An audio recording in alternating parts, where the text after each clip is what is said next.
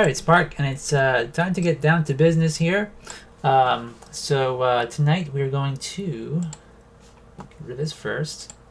So I have a bunch of stuff set up on my screen. Here you can see in Photoshop. What I want to do is I want to remake this worm. So the last show we had, we were looking at the worm in Moho, and as you can see, it's really pixelated looking, and so I do want to be able to zoom in on these characters, the worm, as well as the crow. The crow is not too bad though. He's pretty large in the shot, and if you zoom in, there it's kind of jaggy, but not too bad. But since the worm is more, it's smaller and more detailed, I want to fix that. And also, he doesn't have a wing, so we're going to add the wing as well. Hey Weebies, what's going on? So here we have, let's see, I guess we'll probably work on this apple here first, the shriveled apple. So what I did here was just copied a part of a larger image into this smaller image. And what I want to do is just kind of go through here. Actually, you know what? Let me see if I can use the magic wand instead. Let's see. Let's clear that out. That's pretty good. We can do that, I think. So anyway, hopefully you guys are being creative. I know Mr. Gold said he was, working on projects, and he got another book. And he said he got the Nightmare Before Christmas book, which I guess that came out probably 20 years ago or so. It's a good book. I mean, it's one of those books that you can look through over and over again and always find new things. I kind of mentioned in the chat that, a lot of the materials used then were, and the processes, things were a bit different than what like Leica would be using today. For example, there's almost an over-reliance on 3D printing for puppetry, for making the puppets. Particularly like the replacement faces and whatnot. And I say that really kind of reluctantly because 3D printing is a great tool. But, if overused and... What was that? I think my cat's doing something weird upstairs. Anyways, so if you're looking at puppets from Leica, a lot of people were complaining that the style of it is neat, but it kind of imitates CGI almost to a fault. And so that's one of those things where everybody has their own preferences, but it's not as nice in some ways as handcrafted stuff. And I'm part of this one board where many of the retired Will Vinton employees who worked during the claymation era, they always post stuff in this one Facebook group. And they posted a video of some CG versions of the California Raisins, And the video was from about 9 years ago or so. And I watched it, and of course it's computers, so you can kind of expect, things to look a certain way because computers tend to have a certain style, especially back then. Like, there wasn't a lot of variance in style, I guess you could say, or not, maybe not style. It's probably not the right word, but like the way that things would render back then had a sort of homogeneous overall look that. The characters would be kind of shiny-ish, like almost like chrome-like. Like if you can think of Toy Story being really, really good, like take the quality and cut that in half, and that's kind of like what this raisin spot looked like. And the characters looked like they were made out of almost like a molten metal. It was really weird. And it just didn't have the charm of something made by hand. And so, like if you're gonna work in stop motion, if you want it to have that kind of charm and the appeal for your audience, you should really consider not, relying too much on technology to make things look ultra perfect. Because obviously, when you make a film, you want it to be better than the previous film, but sometimes if you kind of pursue perfection, it's just it hurts you in some ways. So, anyhow, so I think this apple's pretty good here. We got the background. This will work. Now for the wing. Let's see here. So anyway, so like in Nightmare Before Christmas, what they did was they hand sculpted all the replacement faces for Jack and Sally and Lock, Shock, and Barrel. Those characters were really just, when you saw them, they kind of made an impression on your mind. Like, wow, this is so amazing. And to know that it was all sculpted by hand and using molds and different materials and everything, like, it's just more special in some ways. So if you compare that to the latest Leica film, let's see, I'm going to zoom in first here.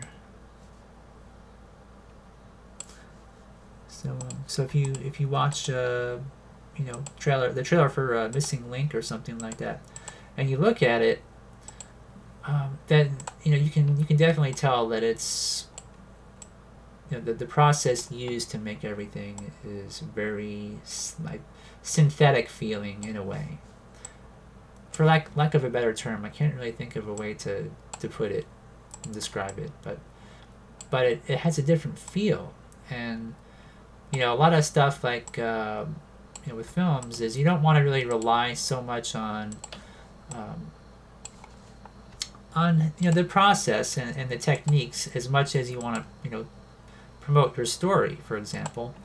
But having a certain look to things can make the film feel cheap or feel fake. And not in all cases, like if you watch the latest Star Wars films, all the ships and whatnot are very much, they're all CGI for the most part. And if you compare them to the models that were put together by hand, and you look at them side by side, you almost can't tell the difference. And I remember when Rogue One came out, I was actually fooled by some of the trailers, and I thought, wow, they're using models again, and it looks really cool. And there was one shot where there's like a TIE fighter, and he's off in the distance, and it's kind of coming at the camera, and the sun is setting.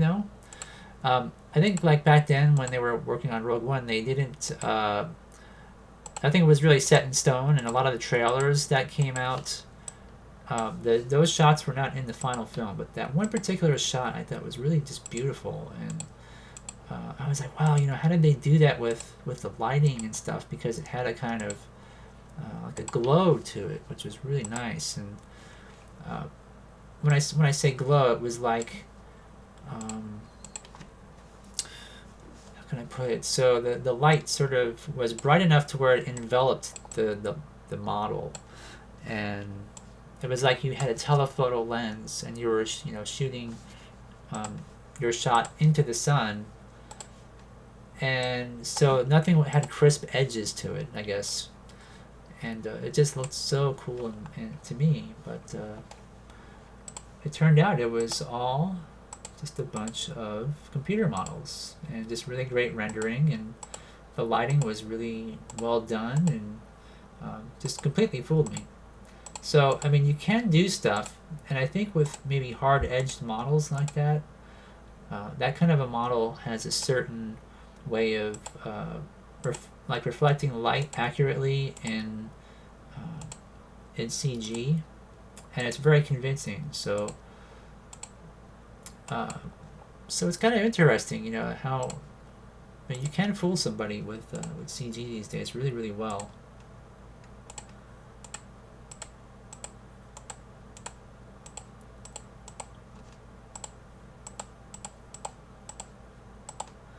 So maybe the best comparison would be like if you're a magician and you do sleight of hand. Let me select inverse here. So you do like a trick in front of somebody's eyes, and they can't tell how you did it. And you're just like, wow, how did you do that? And there's kind of a mystery to it. It's that kind of thing that I mean, with regards to stop motion. So let me see. So I think this is probably, I really shouldn't have shot this on a green screen.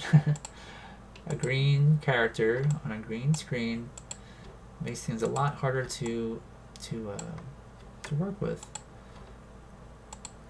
This is one of the big mistakes that I made, and I should have done. I should have shot all of these against a neutral gray. I think that would have been the best way, because none of my characters have any gray in them, and also the light wouldn't have reflected as strongly on most of these characters. So anyways, I'm just kind of babbling here. Hopefully you guys are having a good week so far. Does anybody want to discuss any of their projects? Is anybody working on anything, or at a certain a new stage of your project at home or anything? Or kind of curious. I mean, I know some of you are definitely doing things, and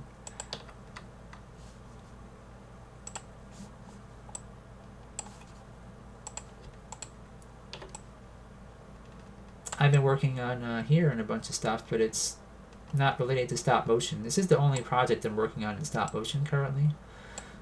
And but I've got this Sharehead project. I think I might have mentioned last time, and so I'm currently in the process of making another mold for that. I made one mold of a 3D printed head that I made in ZBrush, and then so what I'm doing is I cast it in plastic, and then I sanded it really nicely, and then from there I've got to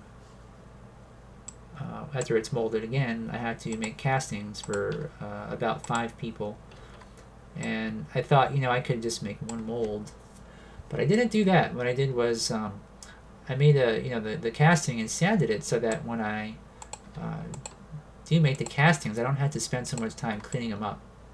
So it's just a matter of casting it, putting the fiberglass in there with resin, and so just trying to think ahead and figure out what the most efficient way of making those would be. And it's really important to be efficient, especially even in stop motion. You want to try to be efficient, and you want to make sure not to get too bogged down in details if possible. So these are the little eyeballs here, the little irises for the worm. What I'm going to do is close that. I'm going to layer this up, and maybe I can go like this. Nope. I have to use the eraser tool.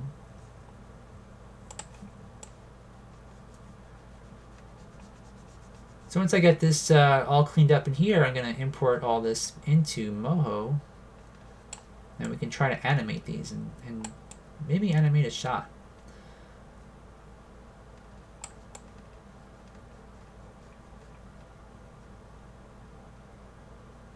That's probably pretty good like that. I'm going to duplicate, put these in their proper places.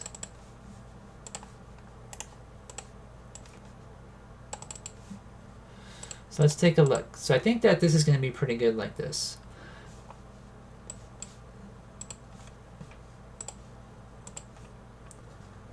So I'm going to go into my bad apples. Where is it at? Bad apples, and then let's see, bad apples photo large, film ready files, characters, and then we're going to call that worm.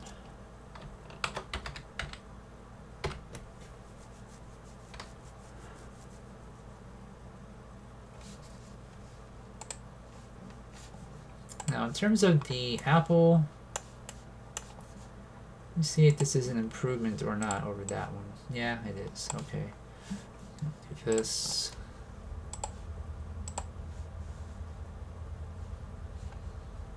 Should I put this in characters or props? I guess props. So we're gonna go with rotten apple, rotten. And then this one, put in the characters folder.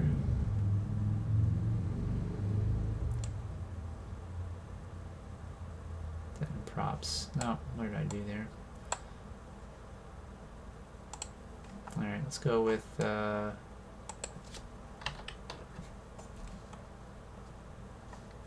Crow.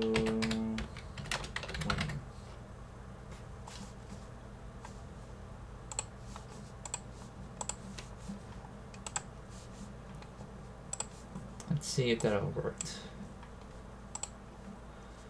Let's see, so we have photos large, film ready files. Evidently it didn't. Alright. Props, characters. Somewhere along the lines I goofed up there. Not entirely sure what happened, but that's okay. So, we are going to see, what is this? Okay, we got our new document. We are going to import, general import.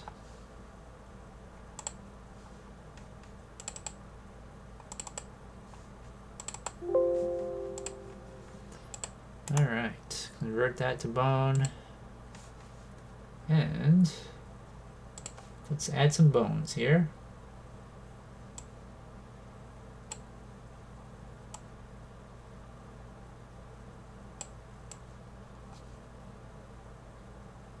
Like this.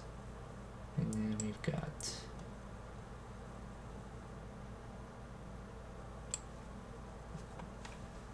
make sure I select this before I add another one there.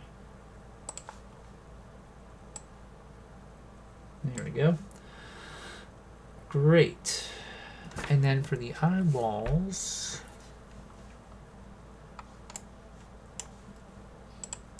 I probably should have named those eyeballs, but that's okay. Hey, Grandview. Yeah, we're just hanging out here. I'm just working on I'm going to import a nicer sort of a character, nicer worm into our shot, because here the worm is just very pixelated, and so I wanted to up the quality just because it will look nicer.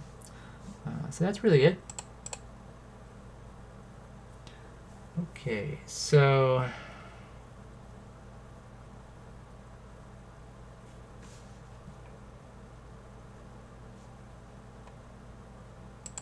bone strength.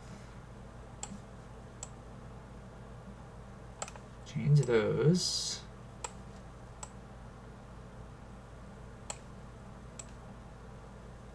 Something like that. All right, and then select bones. And what is it? Bone.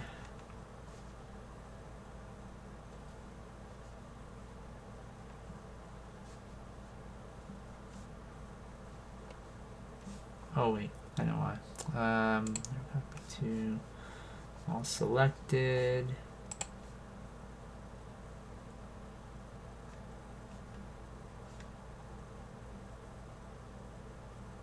Use selected bones for flexi binding, and then manipulate. Alright, so this kind of like distorts his head and stuff. Not sure if I like that very much.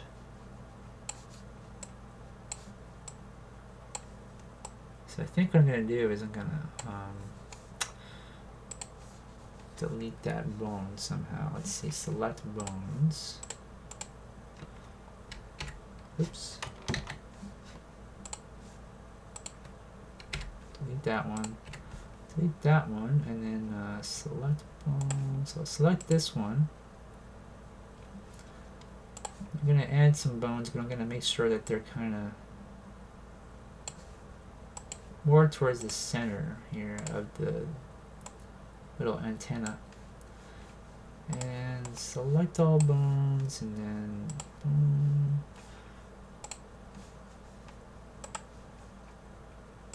Oh, I should probably make sure that the bone strength is down as well. Let's see here. Oops. Let's select this one.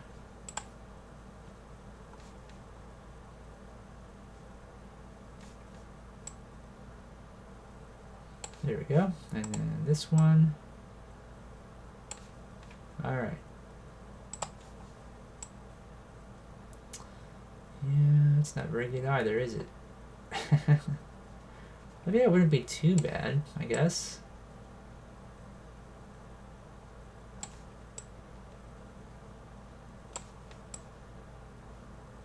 I wonder if there's a way to fix that. Maybe what I could do is add some more bones in there, actually. Alright, I have a better idea. Let's do this. Select bones. Delete.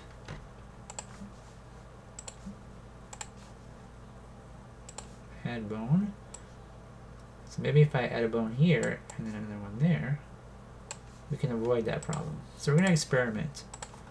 Not entirely sure if that's going to work perfectly, but let's try it.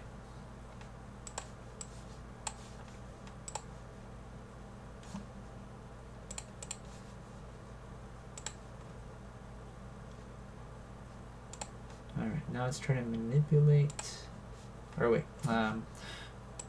bone strength again first. This down.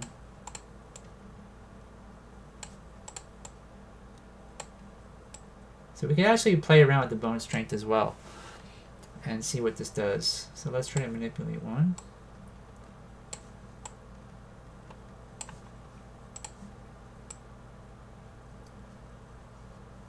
So if I kind of make the bone strength bigger on that one, it kind of helps.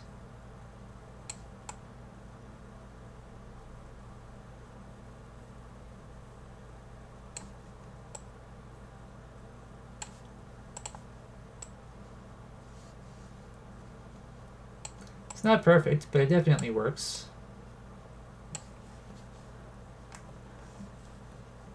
Let's see.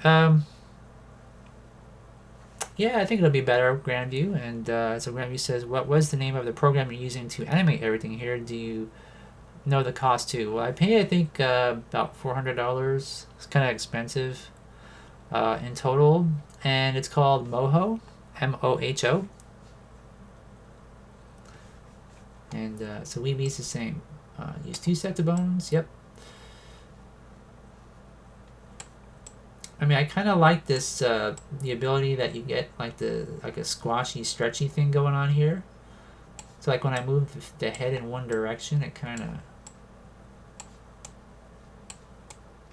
the way I want it, like that. So I'm alright with that.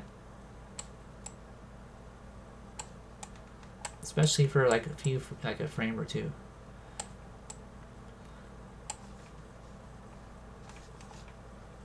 That should be okay.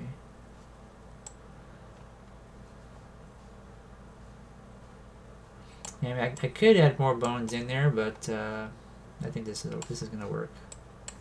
Okay, so we're going to save as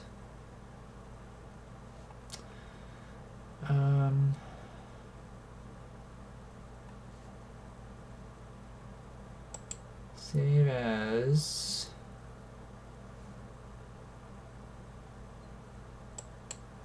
worm. No.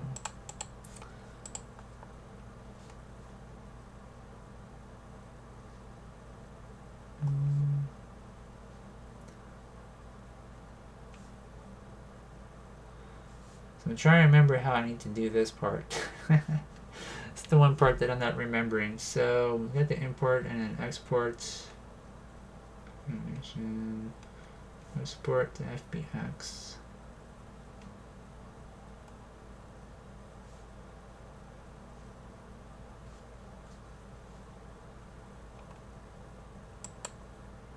I'm pretty sure it's just this. Updated.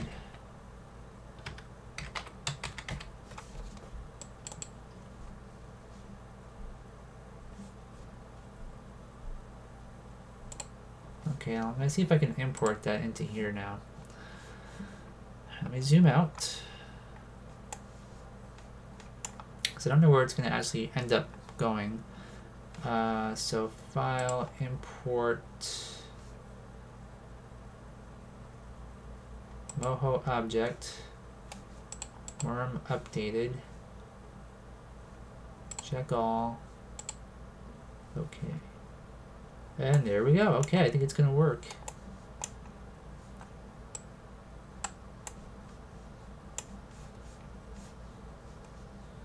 I do believe it's gonna work. Okay.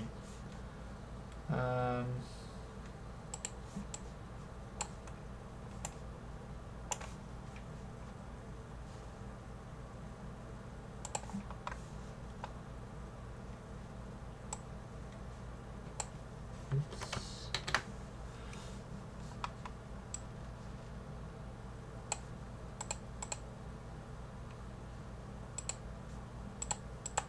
Okay. So let's take the worm and hopefully I can move him over somehow.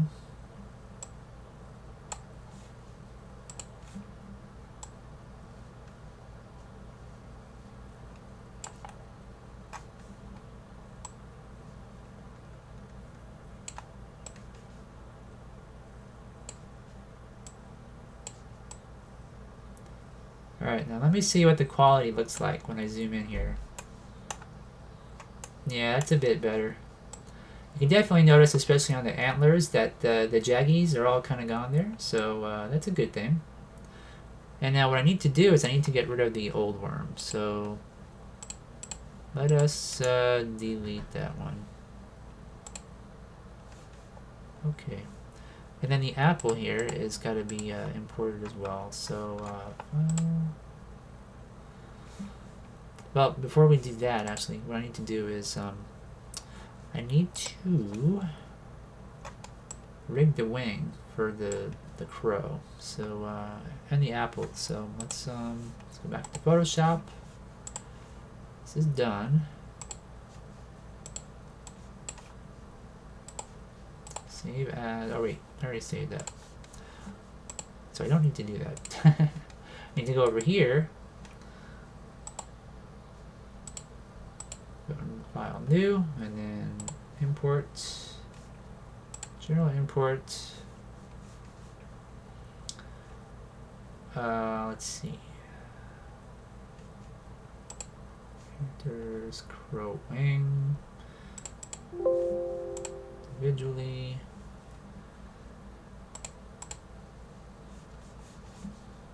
Convert to bone, and then we're going to add some bones. I add a bone here, and a bone here. Actually, let's add 3 bones there, and then on the tip.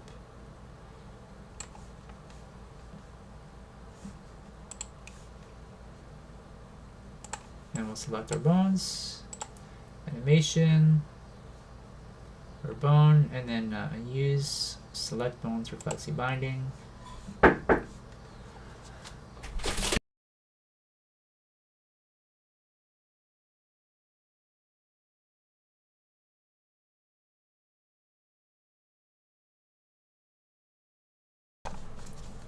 So let's go with manipulate bones, or actually bone strength would be best.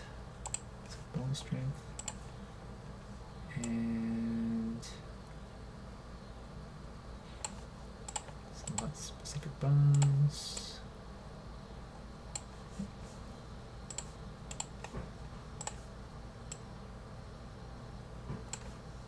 Now let's see what that does there.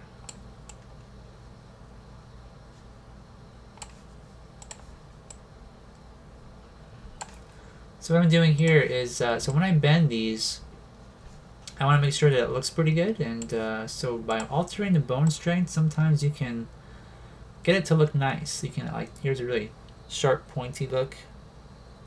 Things here kind of get more rounded as it gets larger.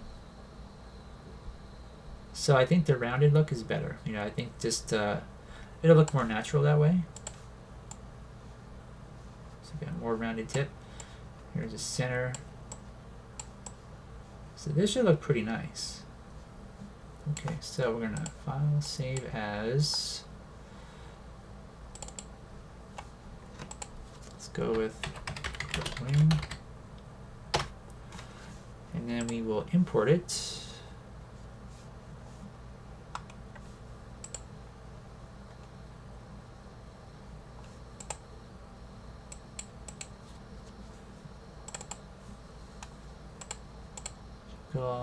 Okay.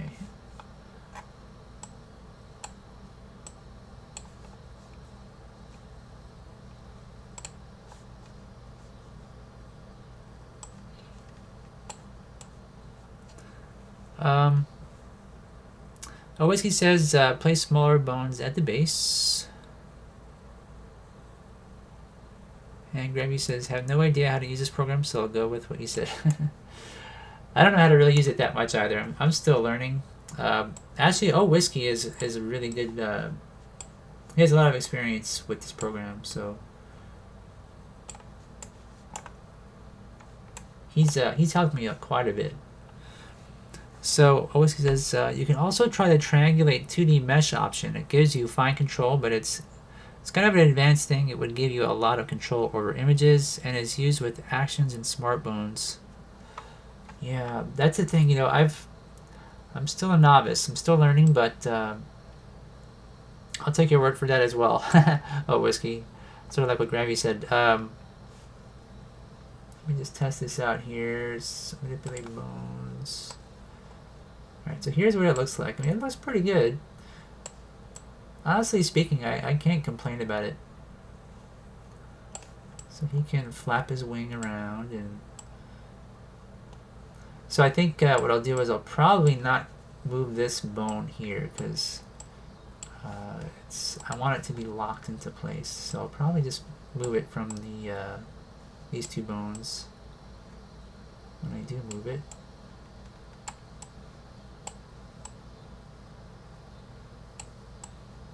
So yeah, that's pretty good. I'm happy with this.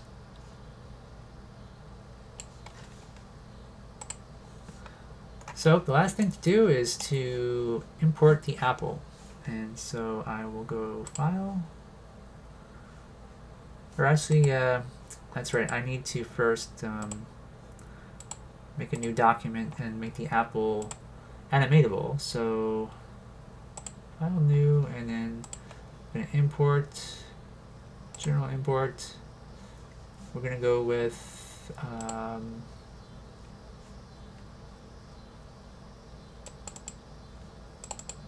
apple rotten again, and then convert to bone. So I think what I'll do is I'll make it where this connection point will have a couple of bones, like one here, and then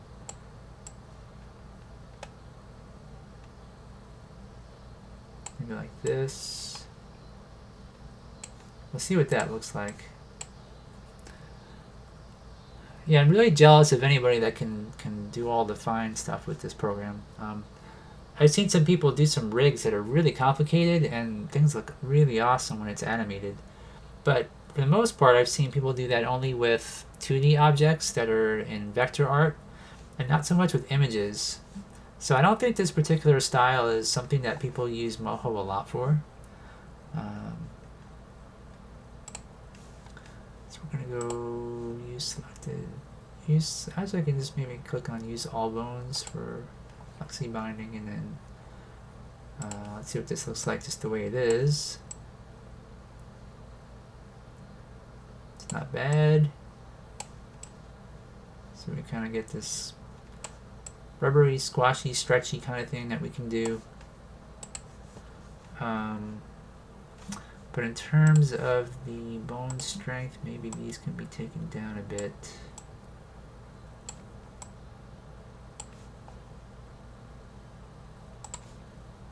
Let's see. Yeah, that's probably better like that.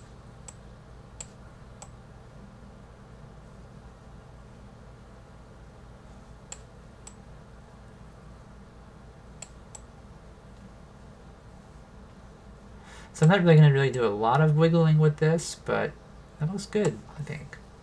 So let's see, let's save as.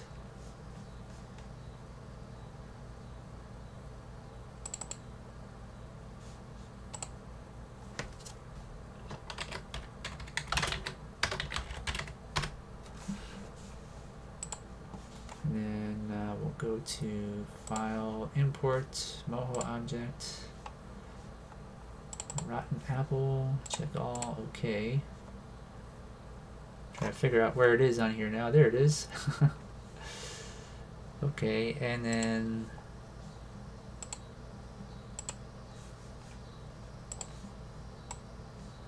I can move this in place. Make it the right size. So again, you know, you can see here that the detail is going to be a lot sharper around the edges in comparison if I like zoom in really far. So that'll give me a lot, you know, a lot more control over what I can do with this. You can see it's just really jaggy before. So let's see. So this is a little bit too small. Make it bigger. So it's the same size. And then I had to make sure that let's see. That's the apple rotten. Where's the other one at? I think it's here. So I'm going to delete that layer. And let's see here. So we got the crowing, apple rotten is there, and then the worm has to be above it. So let's push him up here. And there we go. All right. Much, much better. Okay, so what I've done is, so I've got this particular shot I've already animated. So I'll play it and you guys can see what it looks like. Wish there was a way to deselect that somehow, so it's not, there's nothing on there, but here's what it looks like when I play it. So it's really subtle. I have just the clouds moving and just to zoom in on this house. Off to the side, I did animate things before, but there's not much there to really see. Like it's just not going to be the focus of this particular shot. I just did it just for the sake of you know, knowing it was done. But what I did was I had the crow kind of move his head up and then sort of scare the worm. So what I want to do is I want to animate this worm, and I want to have the worm react to the crow kind of moving his head like that. And also I think the head moves a little bit too high in this frame, so I may want to change that.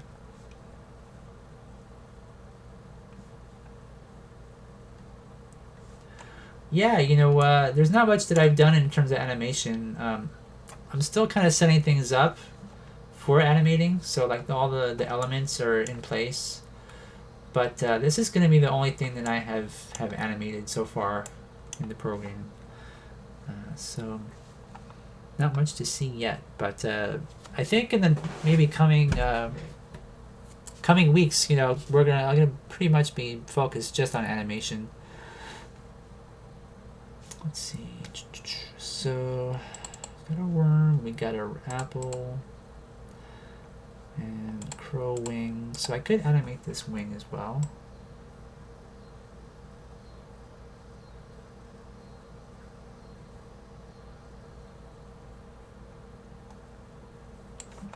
So I think at this point I want the wing to be a bit higher. Oops. Let's go with manipulate bones. Let's kind of get the wing up here.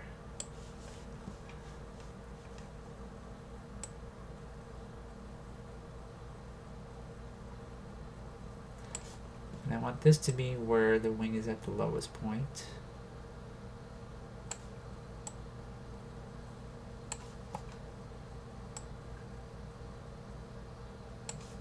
And then here maybe he can sort of ease out a bit.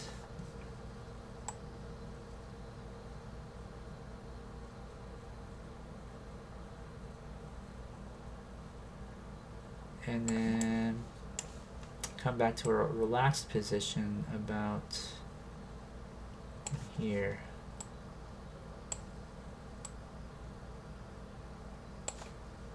So let's see what that looks like. So, oops. It's going to be a little bit hard to see because of the camera move there, but let's go back.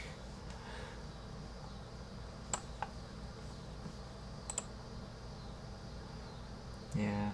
Alright, so it's really simple. Whoops. It's going to be hard to tell because the image in the back is so large and it's using up all my memory, so it's kind of slow going with the visual aspect. So Owiski says, I wanted to add that Blender 2.8, a 3D program, now has new tools that will let you do everything Moho can, but again, Blender is a real big problem and there is so much to learn. Yeah, this is a pretty easy program to use for me. I mean, and I say that a little bit reluctantly because it seems like there's a lot of stuff that I'm missing out on as well. Right? Because, I mean, like you were saying before, yeah, the triangulate 2D mesh option, which that sounds really good, but yeah, I'm not that advanced yet. So the crow head here, I want to move down a bit, about to right there, because his head kind of detaches, and I don't like that. So let's see what this does. Yeah, it's going to be a lot better.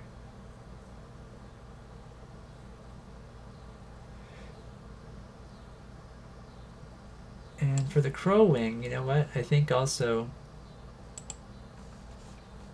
let's see here, where is, oops, kind of manipulate bones again. But first, gotta make sure everything is properly selected here. So with this frame, I'm gonna move these to frame 30, and I'm gonna also go like this.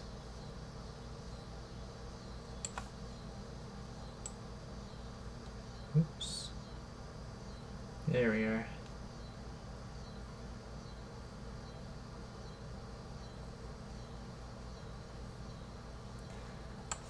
Also his head, I think I'll kind of adjust a bit as well here. So he kind of comes up, kind of scares the worm.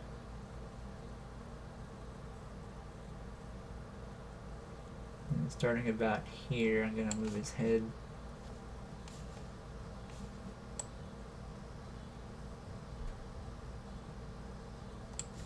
And then I just made a keyframe there, and then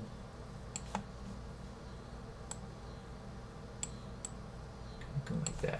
Alright, let's see what that looks like.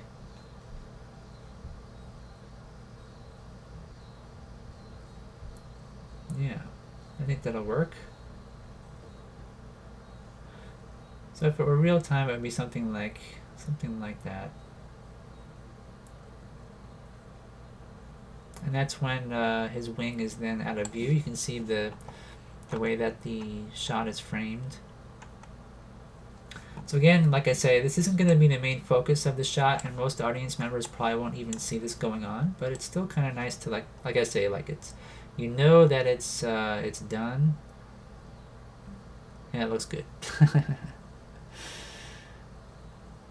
So Grandview says, I've used Blender before and I think it's really good for getting into 3D animation. I've only followed tutorials to create animations though. Okay, so now what we're going to do is we're going to actually work on, I think what I'll do is I will, well, I could animate the apple first, but I guess the worm would be best, and then I'll have the action of the worm, maybe swing the apple. Alright, let's see what we can do. Alright, so we had the crow kind of gets up. And so when would the worm react? At what point? think probably about there. Like, how many frames is that? So that's 6 frames.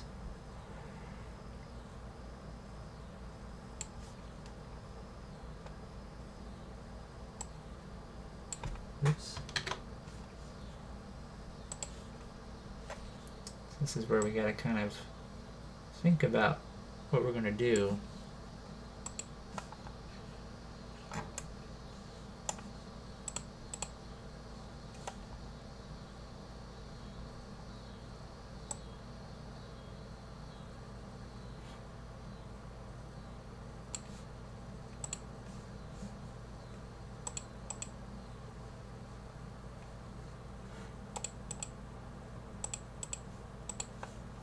So I think I'm gonna like have the eyes move down in anticipation here.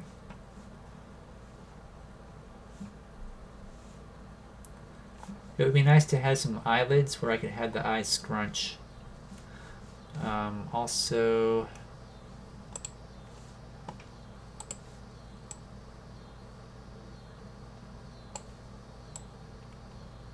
let's see what I'm doing now. So we got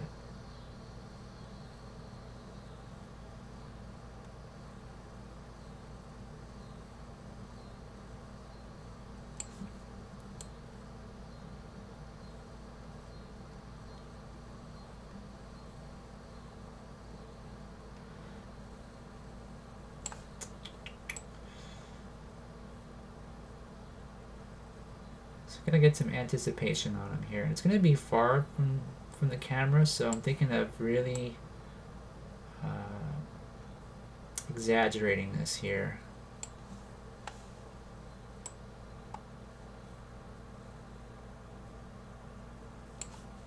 So maybe bring these ears down or antenna down.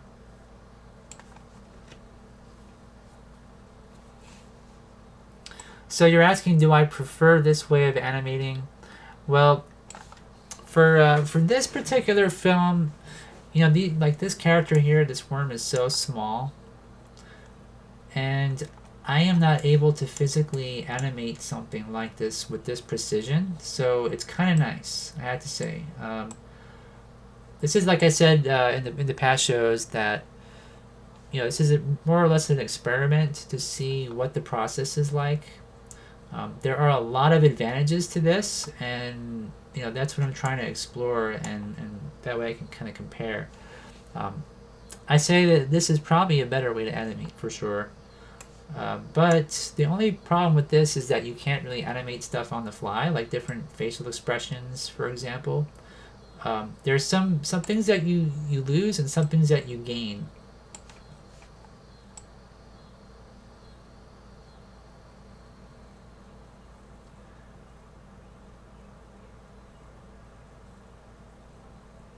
Let's see here. So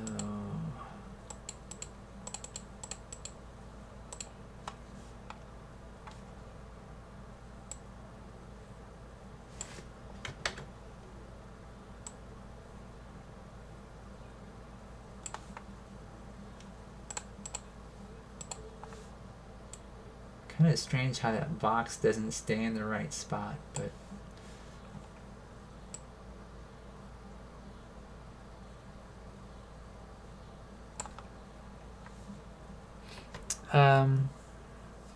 a whiskey says cloud.blender.org has very good info on all kinds of stuff. I like the new 2D grease pencil tools, and you can have images as layers now, like Moho, that you can move with bones and such. That sounds really exciting.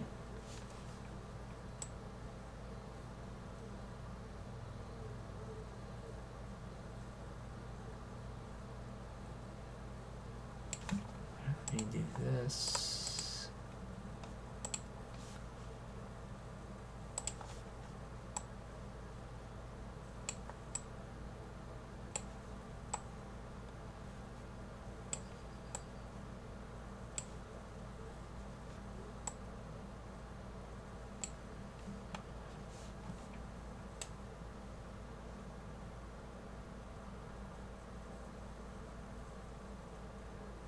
So how many frames is that? So that's 6. 1, 2, 3. I should probably do this in 4, 8, 12, 16. I'm going to move this one up a frame.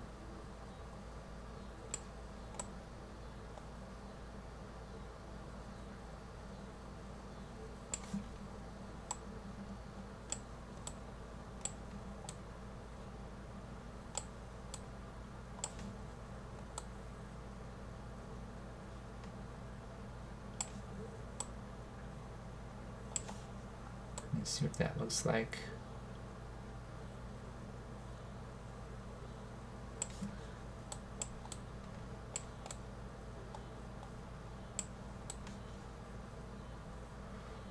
Yeah.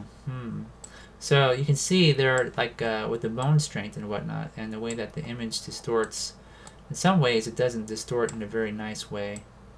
So this would be a good example of one of the bad aspects of this program, I would say, for sure. Yeah.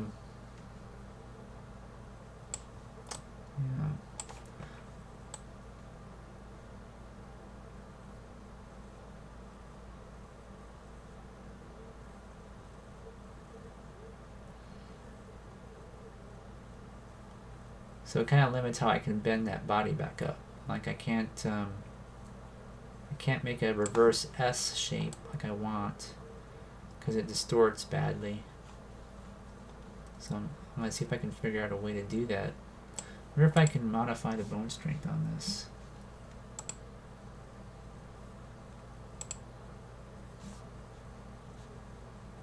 I guess after this point I can't. So yeah, it's a little bit limiting, isn't it?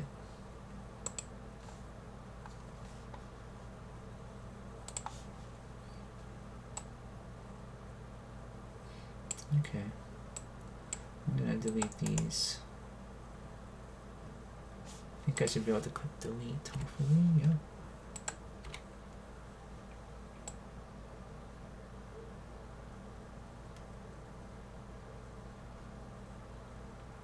Down.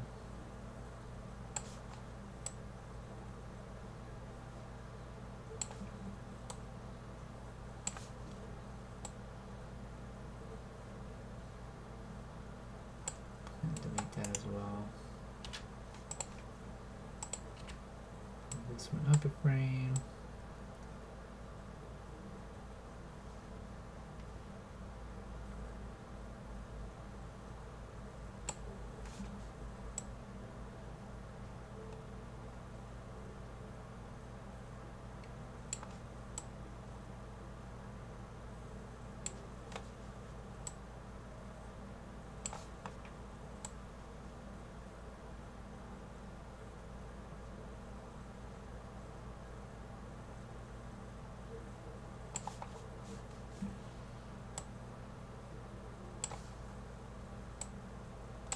I mean, it's kind of neat.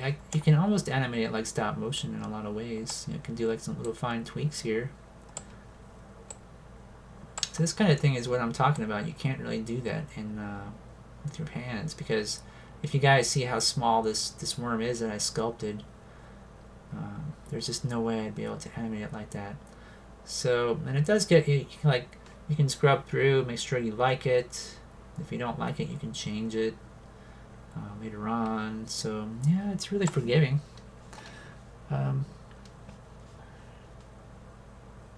Hey, Entertainment Child, welcome to the show.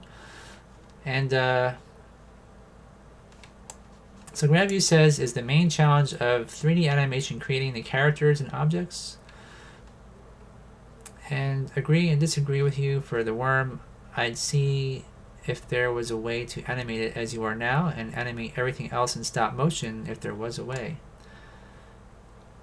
See, there are ways. Like I could sort of like make this as a larger sculpture and animate it on with let's say blue screen, and then superimpose that into a shot. You know, so it would take quite a bit of work even to do that. But yeah, really the main thing is really creating the characters, and once you have the characters and you photograph them, the rest is kind of pretty easy actually. As I found, it's just time consuming. And you're saying in Moho to overlay videos layers. I'd overlay the worm on the stop motion segment. I gotcha. And then I feel like that'd be a good combination. It'd look pretty neat as well. Yeah, there's definitely ways you can do this in Clay on Glass. Absolutely. So like I say, using blue screen and then overlaying that and using like Stony Vegas or Premiere or something. All right, so now to animate this apple to reflect the worm's motions here. So we're gonna go here.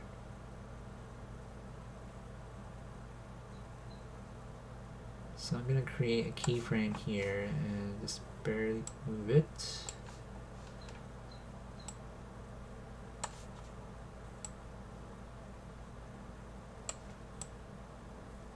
Go like that.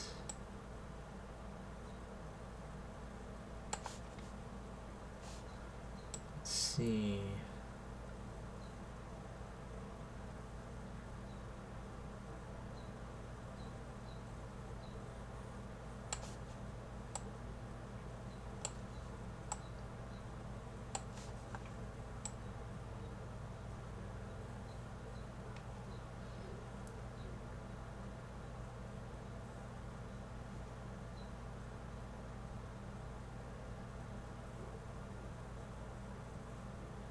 Alright, that's probably not too bad. Being that this is going to be so small in the shot, you're not really going to see it, but it's kind of, yeah, it looks pretty good.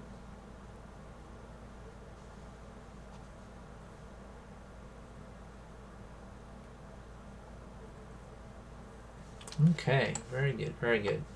So let's see, this is going to be a 216 frame shot, and so what I'm going to do is, our show is actually over. It's almost 9 o'clock, 2 minutes till. So I'm going to save this. And then after the show, I'm going to render this out and turn it into a final shot. So, oops. If you guys have anything you want to ask me in the future, feel free to write me. So my email address is mark@animateclay.com. Also, next week we will have our feedback week, which is always every other week. So make sure to go on our page, and let me see if it's on here, if I still have it up. I don't. Let me do this.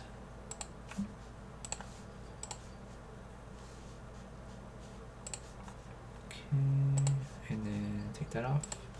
All right, so check out our feedback week.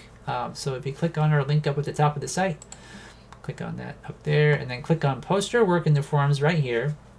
So on our page here, what you can learn is you can see how you can post images of your work. So that's kind of a hard thing to do, unfortunately, with our forums. So if you click on this link, after you've read that, we have our July 17th live show discussion here. And so I guess that Dirty Red did make a post, but I guess whatever happened to our topic, it was either removed by accident when I made it, or something went wrong. But I reposted our thread here and posted Dirty Red's submission here, so we're going to check that out next week. All right. Yes, so Winged says, love the... Oh, thank you. Well, anyway, guys, thanks for stopping by. I will see you next time, and have fun animating.